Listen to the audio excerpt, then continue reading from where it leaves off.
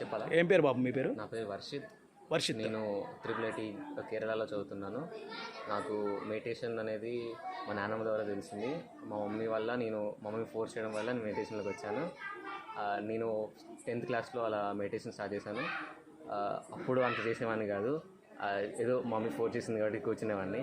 తర్వాత చేస్తామంటే నాకే ఇంట్రెస్ట్ వచ్చి చేశాను. ఇప్పుడు అది మెడిటేషన్ లేకపోతే అసలు నేను ఇక్కడ దాకా వచ్చేవాడిని కాదు.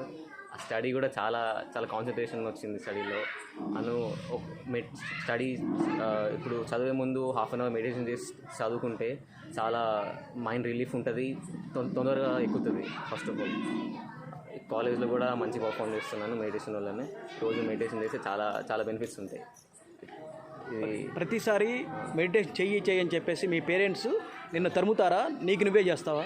ఫస్ట్ మెడిటేషన్ స్టార్టింగ్లో మా మమ్మీ కూర్చోబెట్టేది, నేను మమ్మీ కోసం చేసేవాడిని. తర్వాతకి నాకే ఇంట్రెస్ట్ వచ్చింది. ఓకే, రోజు ఎన్ని నిమిషాలు చేస్తావు?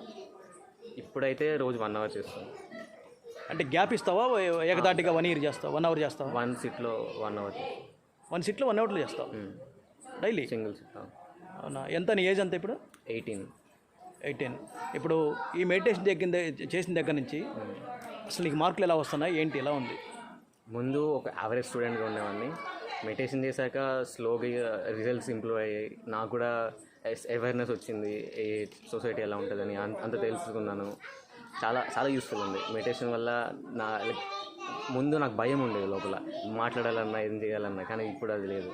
మీ ఫ్రెండ్స్ ఎంతమందికి చెప్పావు? మా ఫ్రెండ్స్, మా హాస్టల్ రూమ్మేట్ చెప్పాను, వాడు చేస్తున్నాడు. చాలామంది చెప్పాను, చాలామంది చేస్తున్నారు. చాలామంది చెప్పున్నావు కదా, ఎంతమంది చేస్తున్నారు నీతో పాటు?